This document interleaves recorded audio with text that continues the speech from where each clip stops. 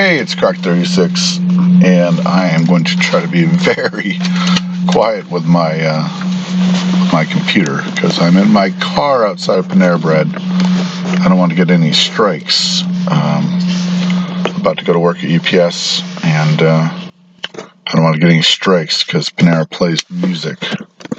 And if I move this computer around much, it's very noisy. So I just did 2 videos today, so I'll probably post this tonight or tomorrow morning. But I'm doing the Allied review of turn. So down the bottom it says turn 5 Germans. This is obviously the history for turn 4.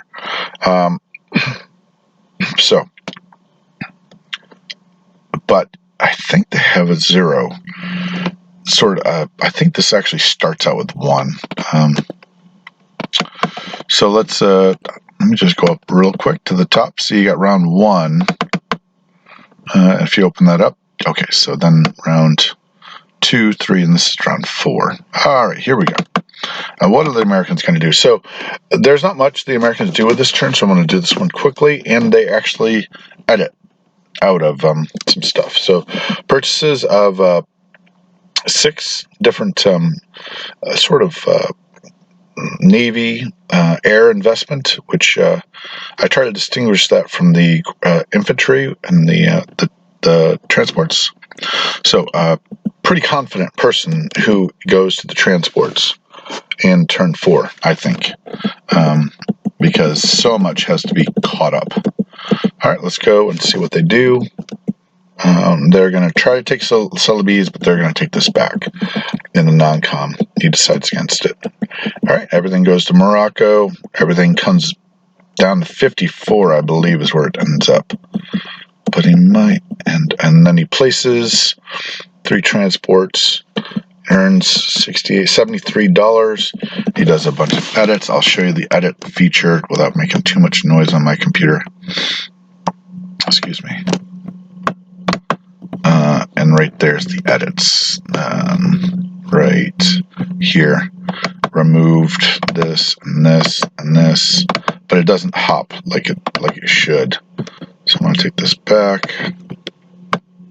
All right, and I'll just take you over to show you that indeed that's what happened.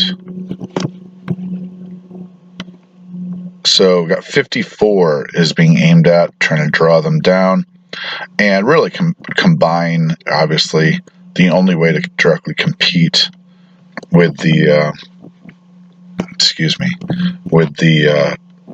Japanese Navy is to indeed combine with the British battleship as well as the Anzac troops a lot of times. All right, so and of course the scrambling air base. Let's go to China.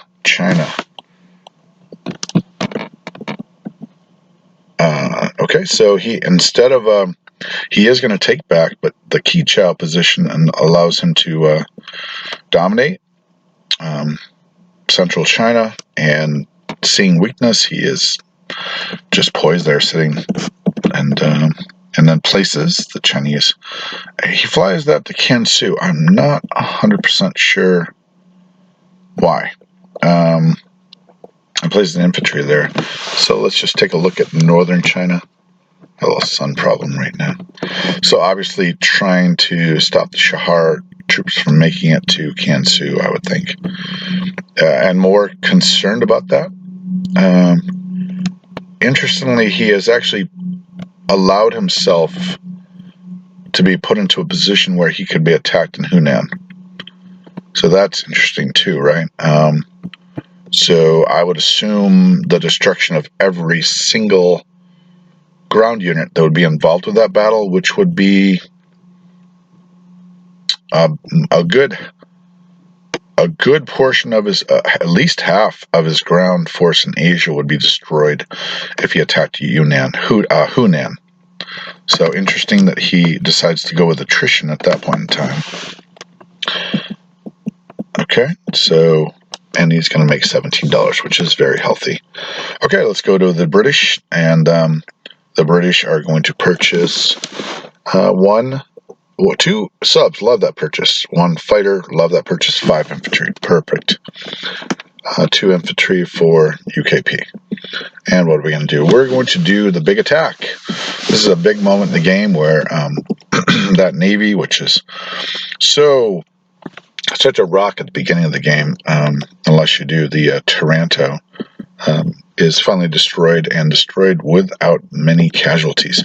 He's going to go to Shan, he's going to support Hunan, and he's going to get Middle Earth going, as well as, of course, the 91 post up.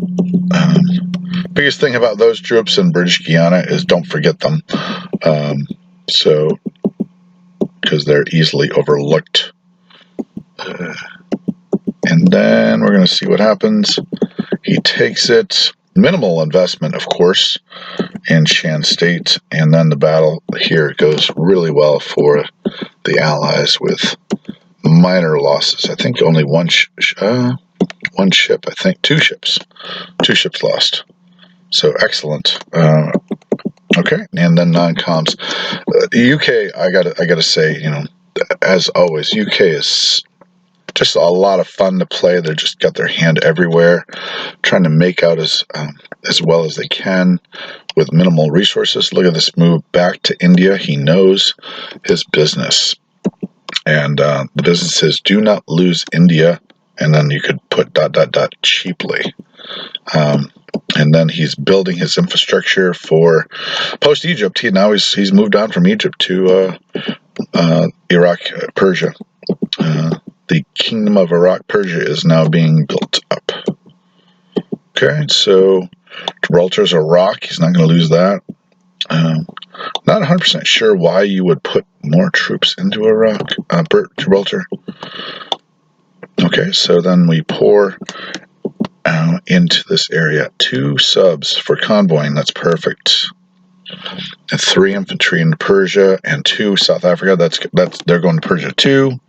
And so he is preparing for about 4 turns down the road that if Moscow goes poorly, Persia will hold.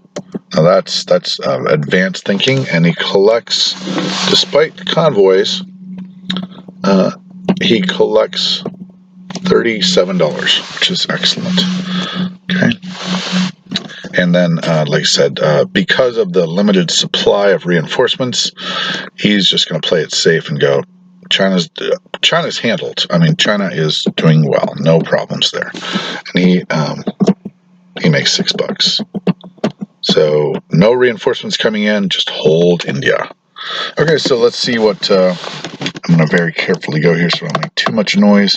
We buy another fighter. So moving on from the initial strategy of build Navy, which is now ended, he is now going to fighters.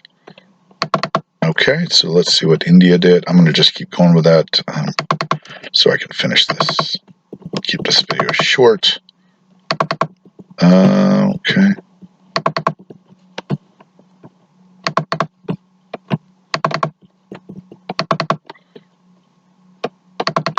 All right, let's go up and run it through. India buys that. Let's see what Italy does. Okay, so more can opening, a substantial can opening too, and then British Somaliland. There we go. Keeping that British Italian guy alive. It has a purpose. Deny $5. Make the British go where they do not want to go. And moving back, 3-plane scramble. He's reestablishing a 3-plane scramble for that. Reinforcing West Germany with the 91 fleet. Places 2 infantry in southern France. So with that large force right there, sure looks like that's where he could go. Turn complete, lost to blockage. 3, collect 16. That's not nothing. Okay, and then Anzac buys 2 transports. Okay, let me just review the med real quick. I just want to make sure I don't miss anything here. 5. 2 transports. Okay, 2 transports, bunch of planes, aircraft carrier. So just keep an eye on southern Italy. Obviously, northern Italy is open for an invasion, but obviously he could scramble into that zone. and you could knock down that factory to a minor. Norway's open as well. Without, oh well, there's a navy up there. So, and that navy is not quite, maybe. Let's see what he does. So let's go with the Anzac troops. They go into Java, and they're going to kill that transport. Excellent. Love yummy, delicious transports. My favorite food. And protects his plane. He's got plenty of planes. Haven't done the plane build in a while. I usually do the sub build. But plane build definitely helps the Navy.